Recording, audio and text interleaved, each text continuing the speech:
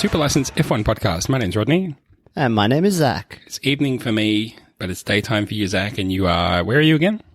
I am in the lovely city of Porto in Portugal, home of port houses, the fortified wine, pastel de nata, although they're more from Lisbon, so... But it's grey, it's not rainy, but I tell you what, it rained cats and dogs last night. Spa-level rain, I would say, but unlike that, my day has not been called off, neither has the podcast, and we are here. How are you, my friend? We're here. I'm okay. I'm doing okay. Did you say that you went to... Where did you go in Port? You went to Oporto? I went to the Douro Valley yesterday. Douro Valley, okay. To try some wines. They are what can I say about them? Quite a lot of verticality on the wine regions there. Not known for their wine for like years and years because they were making it all into port, but now making world-class table wines, mate. So if you're looking at some nice wines, feel free to try some Portuguese. They're lovely. Fantastic. Is it sort of porty wine, or is it just like just wine, straight wine? Like just straight wine. Just some good shit, man. Just some wine. You know, have a white wine or a red wine, or even a rosé. Just wherever your heart takes you. Have a wine from the Douro Valley. It's brilliant. I will. Well, when I get the opportunity. This is my guerrilla marketing on their behalf. When I head to Dan Murphy's, I'll head straight to the Portuguese wine section and pick myself up a bottle of Plonk from Port. I don't imagine that Dan Murphy's or Australia even sells any international wines anymore. It's just why do you want that shit? Just drink all that Australian wine, mate. Come on. Just get it in ya. Look, I mean, overall, I'm good. We're here, we're talking. We don't really have a race to talk about. Some people may have been really surprised to be like, an episode from them? Huh?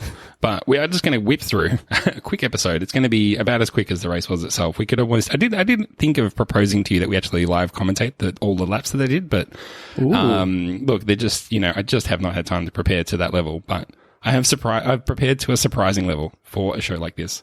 Obviously there's not much race to talk about, so we're going to do what we can. There is a little bit of news here and there. So the first thing we were going to jump into is just obviously, not much happened in the race. One thing that's just been announced, I think today or yesterday, was Jean Todt made an announcement to say, yep, we did the very best that we could. We still understand people are hyper pissed about the race not happening, but the result that we gave out. So we're going to look into whether or not we give points for this. What did you make of that, Zach? I mean, I'm just hearing about it now. Oh man, I really wish that this just doesn't happen. I don't like the idea of points for a not a race. It just felt like box ticking to me. Like, yep, good. We forever be able to say in the annals of the history that this race was run, that points were given. And, I saw a couple people saying that, imagine if this was like the last race of the season, this decided the championship. Would that have changed the scenario? Like, those kinds of points, I'm always like, yeah, that's dumb. We shouldn't do this. And it's like they're trying to hide this race away and but it happened in the middle of the season. We'll just move on and look, we're going somewhere else next week. And yes, straight onto Zandvoort and you won't even think about Spa anymore. I was like, no, this is crazy. And it was funny. I saw a tweet today saying, we're in the middle of the triple header. And I was like, are we? Or are we just kicking off the double header? I've got the announcement here from John Todt. Here's the official words that he said. It's like 3 paragraphs. Here's the last one. The FIA, together with Formula One and the teams, will carefully review the regulations to see what can be learned and improved for the future. The findings, including the topic of points allocation, will be added to the agenda for the next F1 Commission meeting on October 5. Doesn't use 5th of October or October 5th, which is interesting, probably because he's Italian. Anyway, so we'll know in a month or so whether or not this was a good decision or the dumbest decision. But I think that was my issue, was that it seemed to me that they were just trying to do the bare minimum so that they could get a result, which is we have to start the race. We have to do a lap to give points. So let's do that. Even when you hear it was raining so much, I went to bed. Hopefully that surprises no one. I didn't wait up until 3 a.m. to watch 3 laps in the rain. But they did 3 weeks. And then it turns out they say, we have to call off the race, which means we wind back. Oh, look at that. We went back 2 laps, which means we still had 1 lap. And that means we can give a classification. I was like, this stinks. This smells completely of let's just do 3 laps. That's what we're going to set out to do. We know it's going to be too wet. We're going to go out. We're going to do it. Going to say it's too wet. Give out the points. Don't get mad at us, man. We did our job. It's just so, I feel so bad for the people at the track who stood there in the abysmal sideways rain for basically the best part of, the whole day. And then with hope in their hearts, everybody needs this. Everyone needs a great Formula One race to take their mind off the ails of the world. And we give them this. Blah, sucks. Yeah, it's horrendous. It is absolutely horrendous. What do you make of Lewis Hamilton's comments, like post-race, to be like, hope everybody gets their refunds, like the fans are amazing? I've seen this echoed by other drivers as well. I hope they do. They should. Yeah, exactly. There's a real sense of just not wanting to call off a race, right? Like that's a personal slight to Formula One. There must just be so much like money and value and like just effort that would have to happen if a race was actually called off, that they just want to avoid that at all costs. But I don't know, maybe could you go even further to say like, okay, let's like ration the points based on how long whatever like race in inverted commas it is, right? You did a 2-lap race. I mean, the thing is, though, when it gets half 1 point, it was literally not even at one single competitive lap. Not a single competitive lap was raced. So there you go. I just don't know that you can give points for that. Period. And the other thing was, this was one of those weird, like, maybe we should get into this in the race recap, which we will do a race recap. But even though there was no competitive laps, someone got a penalty. I think it was Lance Stroll got a... Yeah. What did he get? He was supposed to start from the pit lane, but then everybody ended up starting from the pit lane. So they were like, well, that's nothing. We're going to add 10 seconds to your time. So he dropped from second or third last to last or something. I'm like, that's hilarious. In a 3-lap race where 2 of them didn't count and one was behind the safety car, you still get a penalty. Good job. Yeah. Yeah, it's... With just... the funniest thing was, I was following along on Twitter, and I was like, oh, if they keep delaying it, like maybe like I'm doing stuff today, but maybe I could just like catch some on my phone whilst in the apartment or something like that. Like, yeah, right. And it was just back and forth, and it was the constant, is it on? Is it off? Is it on? Is it off? It's off. It's definitely off. Oh no, it's on. It's definitely off. No, it's on. That's good. We're good. We're bad. Yeah, who's that guy? Is that guy on TikTok? That Australian comedian who's doing it? Shit, it's fucked. Who? No. Tell me. Oh, the guy. What's his name? I'm going to find... Do you know the guy? He's the Melbourne comedian guy who's like just doing like lockdown comedy. I'm going to find his name. Oh, it could be anybody. It could be anybody, mate. It's so hard to do any of this stuff, when you're actually looking for someone on Instagram and then like, because there's no good way to What do I put in Twitter? TikTok lockdown comedy? That's not going to work. Yeah, no, like I follow him. So you think I'd just be able to find it? I'm just going to quickly scroll through my Instagram. Let me just quickly install and sign up for TikTok and search for lockdown. I'm like, don't just quickly install. It'll ask for all your things, and then you'll be... Sends it all to Russia. I think I'm fine, though. No, I can't. I'm going to find it by the end of the show. Hang on. I'm busy. Wait a second. No, I've got this. You've got this. Oh, no, wait. It's on a website that my thing blocks because it's owned by someone that I don't like. Oops. What a shame. How do I even see who I'm following on Instagram? How does that work? You just follow me then just delete the app. I mean, that's basically all I do, right? Timucan? Is it someone Timucan? Maybe. No? Okay, I wish it would show the people I follow in the order that I followed them. Like, I don't know how Instagram decides the order of which to show everybody to me. Boy. Maybe we should start doing a podcast soon. Do you reckon a podcast, maybe? Yeah. Should I do what do you want me to do? What are you asking of me? Do you want me to do a 30-second recap? Because I can do that. Well, I don't know. Yeah, okay. Listen, what we're going to do. It's my fault. I led us down this horrible rabbit hole, and it was not a good avenue for a discussion. What we should do... Oh, there's one more point that I want to bring out. Have you heard the latest rumor about the drivers? This is all apparently semi-official, according to a guy who knows someone. Oh, nice. Okay. I'll lay it out for you. Let me lay it out for you. Yes, of course. Yeah. So, first of all, George Russell. You know him? Greg Russell? He is going to... What team do you think he might be going to? Mercedes. Bing. He's going to replace Valtteri Bottas. Now, who do you think might replace him at Williams? Valtteri Bottas. Wrong. It's going to be Alexander Albon, apparently, going to... Oh, yes. Williams. They said Red Bull said they were trying to find a drive for him because they've locked in Perez. Well, he will survive. He will drive and survive. And then, so obviously, Valtteri Bottas, what happens to him? He's going to... Alfa Romeo. He's going to slot in for Kimi Räikkönen, who will be retiring. Sad face. Fin for Fin. Yes. And Giovinazzi is out as well to be replaced by the reigning champion for Formula E, some guy whose name I've forgotten because who cares? So a new Formula One driver, if that's the case. Formula E winner. If I just type that in, do you think it'll be tell me it's like Dick Van Dyke, Eric Van Sykes. No, something like that. so it turns out Jean-Eric Verne won in 27, 28. I do remember. It was very exciting. Jean-Eric Verne won again, 1819. 1920, Antonio Felix da Costa. De Vries. Won 1920. Someone De Vries is the guy's name. Nick, not spelled as you would expect, N-Y-C-K, De Vries, V-R-I-E-S. It's probably Nick De Vries. Your new Alfa Romeo, as good as announced, Alfa Romeo driver. Wow. So no more Antonio Giovinazzi? We'd be sad, right? Does that mean no Italians in Formula One? I guess so. When was the last time that happened? Although people say it's like, when's the last time we had an Italian in Formula One? Other than Antonio Giovinazzi, right? Yeah, they do say He's that. Dutch, Nick De Vries. Okay. So we'll have two Dutch. Good Dutch name. Cool. Oh, that makes so much sense, doesn't it? So there you go. Yeah. That is I wanted to get I deliberately said to you before we recorded, have you heard about that? And you were like, no. And I'm not even going to tell you. I'm going to tell you on the podcast to get your amazing reaction. So thanks. I've been following transfer rumours in football way too much over the last couple of days. So driver rumours in Formula One have slipped through the net. Interesting. But now you are my net. You have caught them on the internet for me. I am the net. I'm Present them Sandra back to Bullock. me. Not going to get better than that. Should we end on that and go into the race recap? I found the guy on Instagram. Joe Salanitri. Of course, so Joe Salanitri, of course. Yep, 129,000 followers. You can find him this is at the Joe thing. Salanitri. He's great.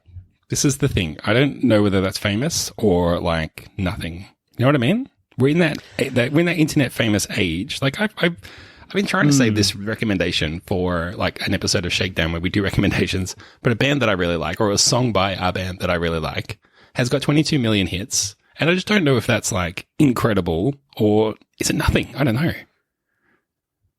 Yeah, I think, either someone's got like 1 million followers or they've got 10,000 followers. I think anywhere in the middle, like if you've got like 250,000, it's like you are not, you're not super famous, but you're also not niche. So what am I going to get from you? That's all I want as a content consumer, what I'm going to get for free. Yeah, very interesting. Huh. Do we move on? Recap? Yeah. Let us race a bit. I gave him space. Suck my bones, man. Let's hurry up and get out of here. We got a race to do. I feel like we were on fire right before we hit record, and since then, it's been like embers. But we're going to try and respark it here. And I did say to Zach, do you want to do a 30-second recap and make that the entire race review? So we're going to try and do that. How confident do you feel that you'll be able to fit in all the action from the race? Oh, gee. I mean, do you think I can fit in a 30-second race and a 30-second recap? I might just be able to do that, possibly. Well, there was less than 30 seconds of actual racing, but yeah, give it your best shot. You can sum up some of the highlights, I think, as well. There's like, I'll leave it up to you. Here we go. You ready? Yep. What happened? The qualifying was an absolute mess, and George Russell was like, I'm so fast and I'm going to win. And Max Verstappen was like, back in your box, mate. And then we were all set for this grand slam amazing race, and it just rained all day and all day and all day. And then they started the timer, and Michael Massey was like, we're going to get a race in. And then they went out and did a couple of formation laps, and Perez like spun on the green. And like, well, no way we'll be able to fix the car in time. And then they were like, we might be able to fix the car in time. And there was all this like amazing, like, yes, we're going to fix the car in time, and we're going to be able to run. And then they weren't, and then they called it off, and they did 2 formation laps, but they did 2 laps and didn't really matter. Oh, that was hard. It was hard. It was kind of hard. I think you kind of just got to go like, qualifying, and then that was where they finished. They gave out points for some dumb reason. George Russell gets his first podium. Yeah. Unexpected. Daniel Ricciardo in his 200th Grand Prix finishes 4th. He probably would take that, but he would also probably give it up if he had the chance to race around Spa, because I would. But, I mean, really, boy, what a dud of a race. I know everyone just feels deflated, I reckon, especially because we waited a whole month with no F1 to get to this race and then still no race. Yeah, I was going to make this joke at the start, right, that no race has not ever stopped us from doing a podcast, because we've been doing the last 3 podcasts without races. So here we are with what is not really a race. I mean, no one seemed happy with this. That's what the insane thing is. It's like, who did this to us? It's like, you did. You all did it to you. Like, how could you have done this? Like, you're all in charge. Like, it's not like there is another body outside of Formula One that's like, you there, you must run this race. Like, even the drivers in it were like, it was even just dangerous going out and doing those couple of laps. Like, why did we even do that? If it was too dangerous to do even that was literally must have been only to check the we raced box. That was the only reason. Yeah, very much. I think very much. I think also like, yeah, I don't know. Like I said before, I feel like it was really just, let's do the bare minimum that gets us a result and then get out of here. And there was sort of like, but on the radar, there was supposed to be a little break in the weather there. We hoped we could get some laps in there. It's like, but you shouldn't have even, like, you shouldn't have started if it was too bad to possibly continue. That's not what you do. That's just not what you do. So not Sorry, keen. I was just going to say I'm not keen. Just generally, I just thought it all just sucked. Yeah, even I saw some great tweets from some F1 journalists. Was it Rodney Gordon? It was probably Rodney Gordon. Rodney RG Rogo Gordon. Yeah, that's me. Because he's got millions of followers on TikTok. They love his hot F1 takes. But he does funny dances to them at the same time. Yeah, it doesn't talk. my thing. It just has the text come up and has that fun music like dun dun so dun, good. dun dun dun dun dun dun dun dun. No, the point it was that no one even really knows the rules in these circumstances because we so very rarely like push up against the like, well, when the race timer starts, you've got to finish a race in 4 hours. And then Michael Massey was like, or I can stop that timer, which seems to have been shortened to 3 hours without me knowing. And then it's, just before we get there, I'm going to stop that timer and I can restart it whenever I like. And then we'll go racing then. And everyone's like, what are the rules? And no one seems to be making really them up know. as you go. Yeah. Yeah. And if that's the case, why wasn't it like, hey, we're the big main event for the day.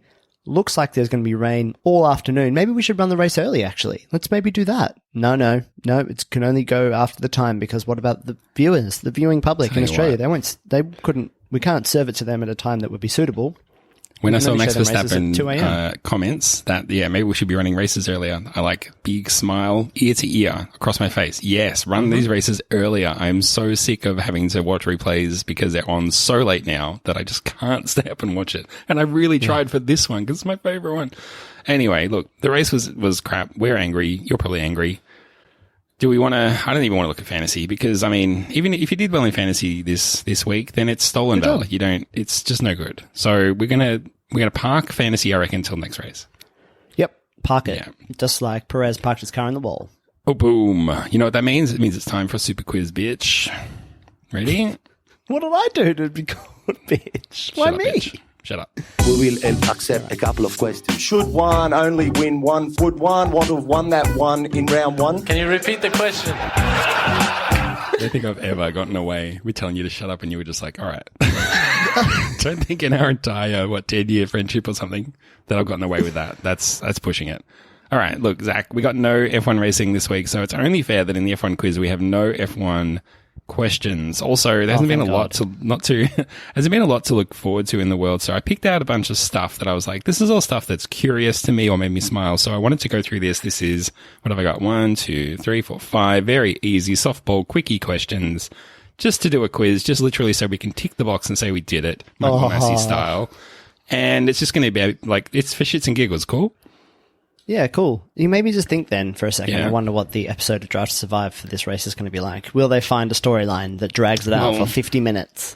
When it looked like we were going to get a really rainy, tense, dramatic race, I tweeted out, hey, this feels like it's behind the scenes of Drive to Survive, right? 0 retweets, 0 likes. But anyway, still, I thought that I was on the ball. Maybe I actually cursed it, and that was my fault. Sorry about that.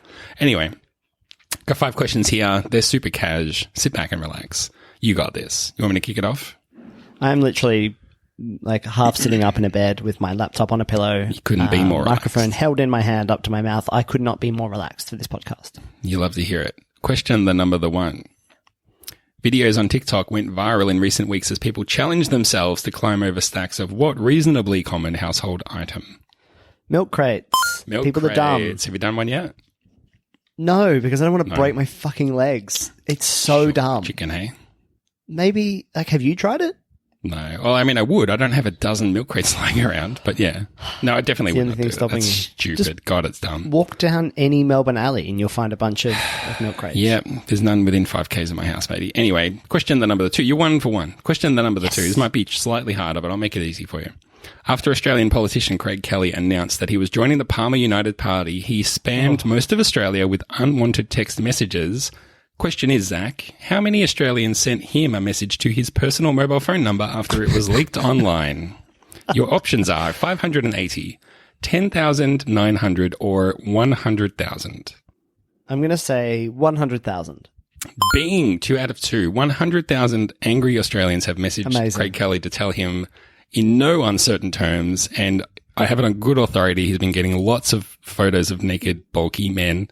Not from me, but from other people I maybe know. And look, I don't advocate this, but if anyone perhaps wanted to just get it out of their system, you could just write a message. You could type in, for example, the number 0458150211 and maybe think about sending or don't. But I didn't tell you to do that. Imagine if he doesn't live 5 kilometers, like if there's no 3 phone shop or whatever, like Telstra within 5 kilometers of his house, then he's fucked, mate. No changing of number for him. No, he's done for. Done for. He's notoriously someone who obeys the rules as well. Doesn't order ivermectin or anything. It's great. Just a great human. 2 out of 2. Kanye West released his 10th studio album, Donda, this week and effectively blinked first in the standoff to release their album between him and which other rapper? Oh, this is your hell. wheelhouse for sure.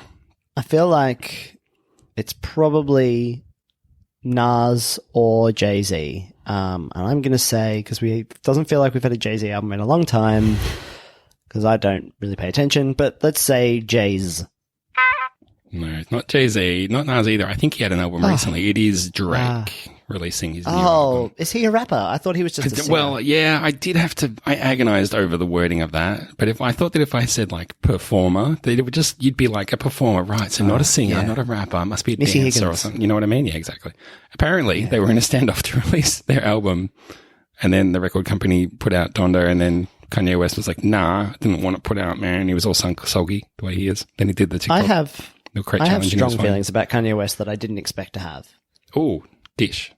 Well, because, you know, as a fan of good marketers myself, as a guy who enjoys a good bit of branding, I feel like Kanye West has become a brand more than a person.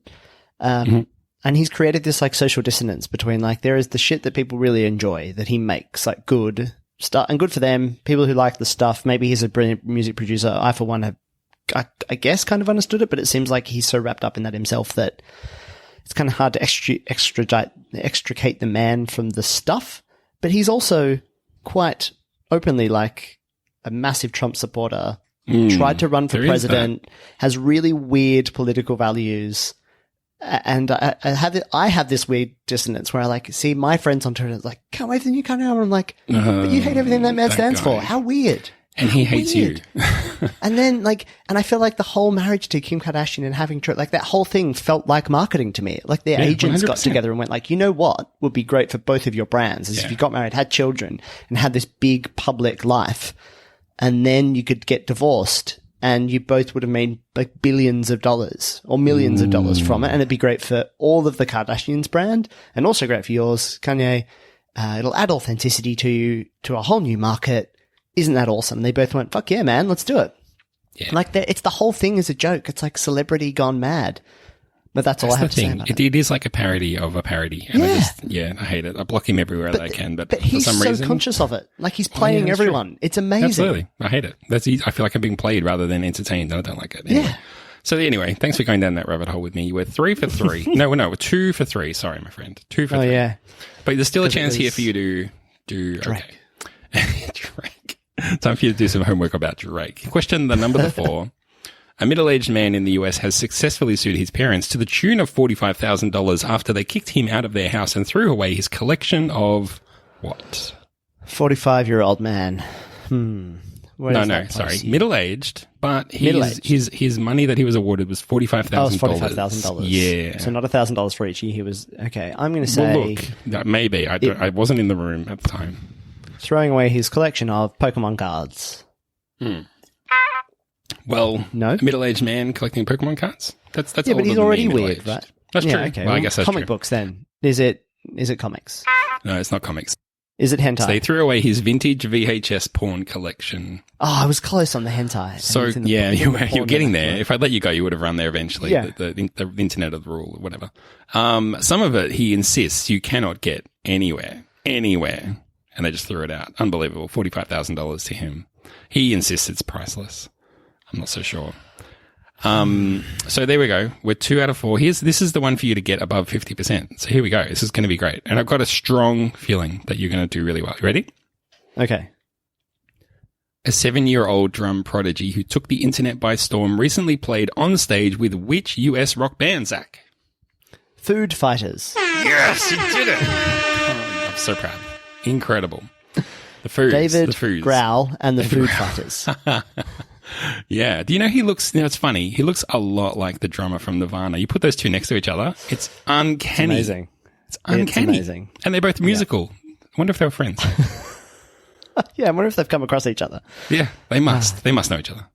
Anyway, the food. Yeah, I'm not even going to say what the final tally was because I just know that you were like above average, and I'm just so proud. All you need to know is it was enough to classify this as a quiz. We officially did one. Any final thoughts before we wrap this? Wow. Sorry, excuse for a show. Any final thoughts? Mm-hmm. Gee whiz. I feel I had a lot of thoughts about Formula One this week. Like a lot of disheartening thoughts, a lot of... You know what my final thought actually is? And of course, being two Australians on this show, linking back to media creation, is that sports continue to take... Like they're taking back the narrative of their own sports, and it started, I think, really successfully in Australia. Not successfully for the average punter, but for the sport. Like AFL started their own, like the Australian Football League started their own like media comms unit, and started like trying to like buy back all the rights and trying to like get together with the clubs in a closed league way and create the news cycle itself and sort of run the narrative of the sport, and that makes it less likely to come under pressure from outside influencers or outside actors like other journalists, and like try to that ensures that the sport can be run exactly as they want it to be and perceived exactly as they want it to be. And Formula One's been doing the same thing. You know, F1.com, hiring its own media teams, producers, content producers, all those people are fine. Like, you know, they're all great. I'm not trying to call the individuals out, but even Drive to Survive, like this idea that Formula One is going to build its own narrative. And if you go on the Formula One site right now, it's not like you're going to see a lot of comments from drivers being like, oh, you know, this was bullshit, because of course they aren't going to say that. And you can say, well, Zach, of course they're not going to say that, because why would they be mean about their own sport?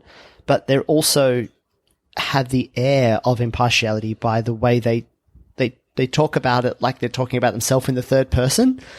And so if you're new to Formula One, you might get all of your like Formula One like authentic news from F1Authentics.com. No, from Formula1.com or from Drive to Survive, all of that kind of stuff. But it's all arranged narrative. It's all scripted. It's all just exactly as Formula One would like the world to see it.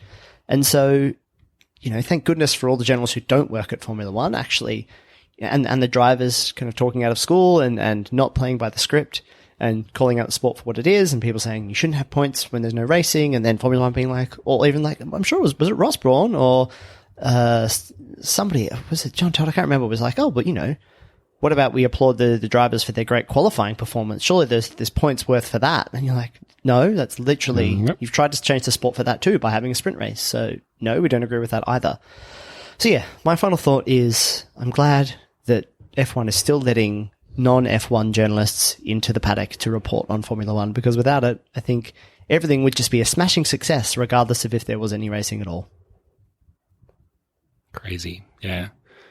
Totally agree. You know, you covered all the bases there. It didn't really leave me any to chip in with. All I can do at the end is just say, yeah. And it makes it sound like I wasn't listening, but I totally was. You were. You've got a final thought, though, I'm sure. You're a man with thoughts. Yeah. Although you mentioned F1 Authentics, then I got sidetracked and I was like, I wonder if F1 Authentics like .co.uk is available or something like that. Amazing. The only one that I can find that's readily available is F1Authentics.horse, a favorite domain of mine. Well, what would you sell on F1Authentics.horse? Probably Would it be ivermectin, I all guess. in authentic gear? Yeah, probably. Something like that. Or, I mean, I was more like just redirected to our website, but anyway, which is superlicense.fm, by the way. That's not my final thought, though. Have you seen this rumor that this covers so many like circles of interest for you and me? But there was a story going around about how apparently in the latest episode of Ted Lasso, there was some screen grabs going around of like, oh, look at that iPhone she's using. There's no notch. Oh, did Apple leak the new iPhone in their latest episode of Ted Lasso? Ooh. I shared that article with someone. And they were like, I just sort of half read it. I was like, that's interesting. New iPhone, maybe. I sent it to someone. They sent it back going, the most interesting thing about that is the theory that Roy Kent is actually a CGI character in the show. And I was like, what? And I went back and read it and scrolled down and they were like, yeah, and fans think that Roy Kent is a CGI, not even a real actor. He's just like, they CGI his entire presence in the show. And I was like, man, the things people come up with. Online. But then I started thinking like, wait a second. I mean, I don't know what happened to Robo Race. It seems to have lost a lot of momentum, but it still happens. There's AI racing. And I was like, but think forward to the future when we're like racing humans versus AI. And are we going to want personas for our AI? Are they going to be human personas? Are they going to be something else? Interesting times ahead. Yeah, I mean, yes, Roy Kent probably, yep. Now that I think about it, have you ever seen any character interact with him physically? No. Let me think. Although I suppose that could have been a person in a green mocap suit. He is here, he is there, he is every fucking where. Yeah. It all adds up if you think about it. Exactly. It's funny you say that. I've been playing a game on my iPhone called Sneaker X, which is a little like roguelike game. It's SNKRX. Griffin McElroy on the besties put me onto it. And it's like Snake on your phone, but like you build a snake of different, types of little blocks. And then, they have different characteristics. Some of them like throw knives, some of them explode bombs, some of them heal. And you just go through stages and you improve them. You can swap them out. You can buy new ones and blah, blah, blah, blah. Anyway, I've played it so much that I know all of them. And they have little characters in my mind. Like they all have little, just from those few words and those couple of stats, you start to build an archetype. I suppose, but I can, the warrior guys are like big in my mind, but the block color and size is exactly the same. Like they just, they have personality without obviously having that. But I think we're always looking to kind of build, like, as humans, we like to extrapolate, build patterns, build personality around them. And I think anything AI, or even computer generated, you get angry at a computer game when it's just programmed. It's not anything. It's not trying to, the game's against me. It's like, it never is. It can't be, it's just luck. It's just, it's just set up that way. I've played some dodgy computer games that I'm sure were just out to get me personally. You personally. I mean, we're all out to get you personally. It's all about me. Well, look, that's my final thought. You've done a final thought. We're out of thoughts. So hopefully next race is actually a race. We'll come back and talk about it next week if it happens. If it doesn't, we'll do another show like this. This is fun. And what should you do? You should email us, superlicencepodcast@gmail.com. You should follow us on Twitter @superlicense. Join the Discord. Come in and say hello. Share some jokes. Share some news stories. Say hello. Talk to people. Sometimes you can come in and listen to us while we record if you want to do that. Sometimes people do that. I like when people do that. And then, you should just have yourself a bloody week. Go and try not to worry too much about all the bad stuff and just watch Formula One when it's on. Yeah, go get yourself a thick shake from McDonald's if it's available. Oh, I thought you were going to say go get a vaccination, which is we should also do that. Oh yeah, if you can get a vaccine, you should do that. And treat yourself a thick shake. Yeah, you know what? When I was young, my mum used to take me to the orthodontist, and then afterwards we'd go and get a chocolate eclair, and that. Forever changed my feelings about going to the orthodontist. It was never a negative experience because I got a little treat at the end. So go and get a vaccine and then treat yourself to a thick shake or perhaps a pasta de nata, or must be nice. Whatever you like, just a little treat if you can. Even if that's just 5 minutes quietly listening to your favorite podcast, treat yourself. Yeah, I think do that. Listen to our podcast on 6 times speed for 5 minutes. I'm sure that's everyone's favorite thing. And here you are at the end. Here we are. Time to wind down. Time for you to get into your next show. Until next race, though, that's it from us. We'll see you next time. My name's been Rod. My name's been Zach. Take it easy. Take care of yourself and each other. Bye-bye. Bye-bye. Oh, yeah.